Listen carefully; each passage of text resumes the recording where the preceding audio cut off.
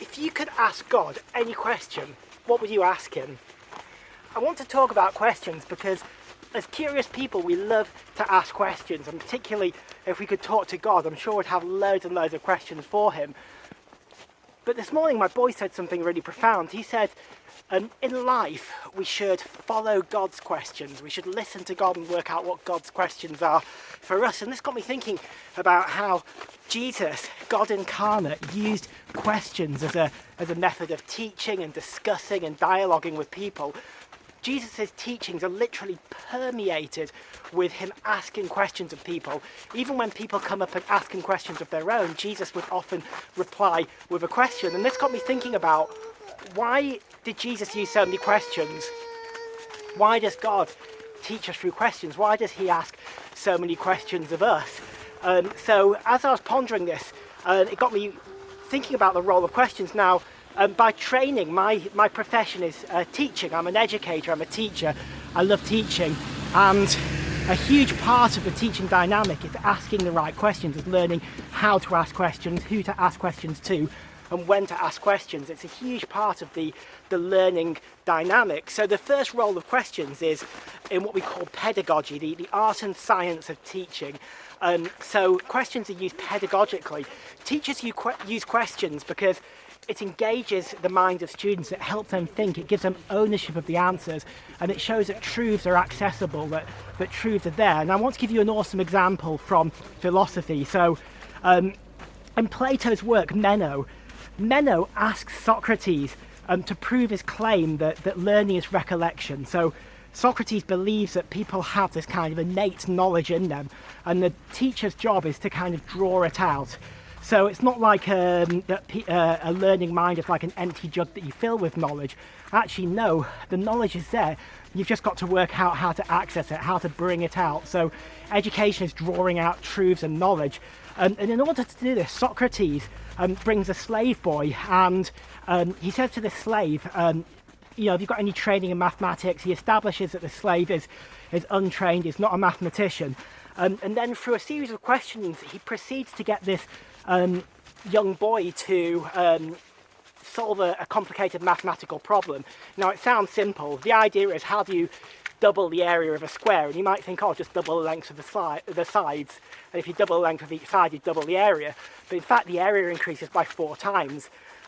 So by using a series of questions, he manages to engage this boy and get him to think. And at no point does he tell him things. He doesn't tell him truths or ideas. He doesn't give him relationships. He certainly doesn't give him a calculator.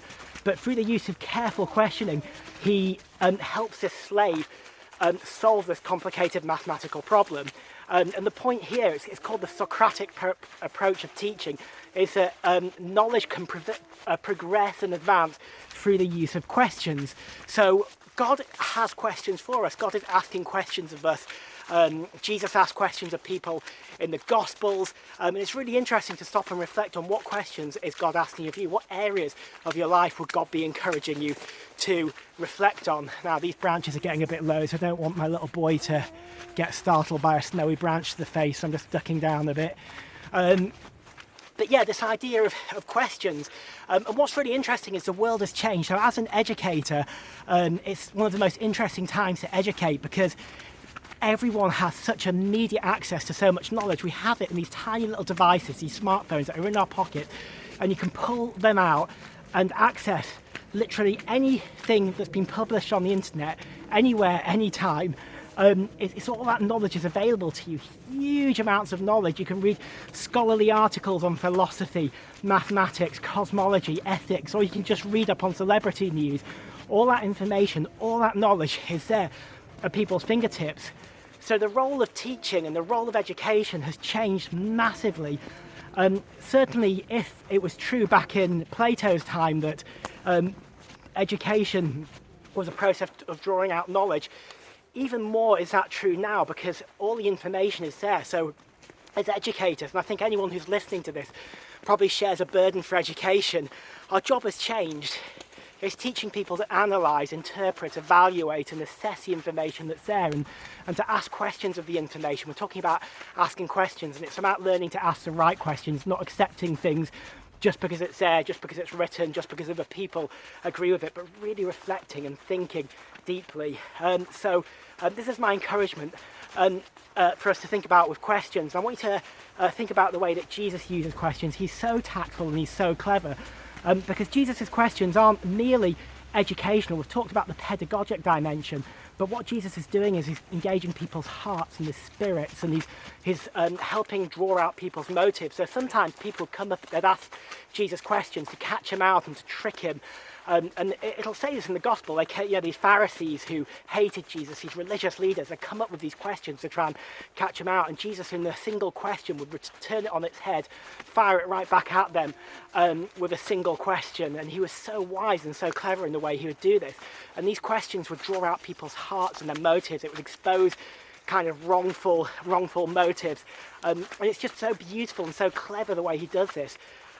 Now, one more thing I want to share with you today is when we're in conversation with people, is learning to ask questions well. So what are the right questions to ask someone?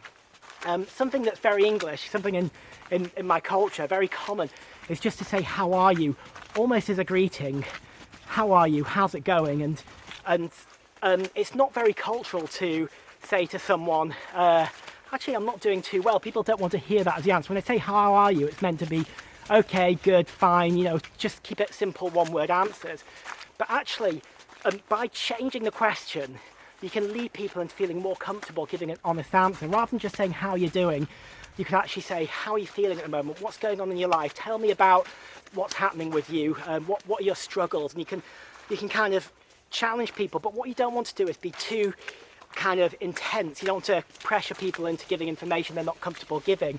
So keeping the questions too open and being too intense can make people feel uncomfortable and actually be counterproductive. So what it's about doing is about doing it gently. What you're trying to communicate to someone is, I'm here if you need me. There's a listening ear if you need it. These times are tough.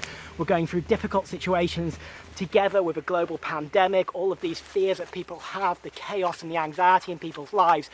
So it's communicating an interest and a care through the question.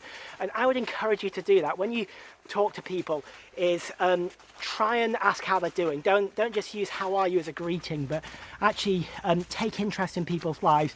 Stop to listen and ask if there's any ways that you can help or support or pray for people. So I want to leave it there today. It's been a beautiful walk with you. It's very cool doing it in the snow. I absolutely love this. Look how beautiful these woodlands are in the snow. But we're just going to leave it with a prayer today. So Father, thank you that you are asking questions of us. Thank you that you care for us with the questions you're asking. You care for our minds, but you also care for our hearts and our spirits, that you understand our motives, and you want us to have ownership of truth. You want us to be able to access truths and understand them. It's not about you telling us and lording it over us, but you want to draw out the good stuff that you put in our hearts. Thank you that you question us and examine us gently. Help us to be gentle and caring with other people in the way that we ask questions too. Father, I pray that you bless people for this tough season, the difficult things they're going through. Bless them with your presence, bless them with your grace. Anyone who's joined me in this channel, Father, thank you for just this community, these lovely people who have just engaged in this channel or engaging these videos, Lord. I pray that they would know your blessing and your presence in their lives today. In Jesus' name, amen. So thank you so much for joining me. God bless you guys. Take care. Stay safe. And I'll look forward to seeing you tomorrow. Bye.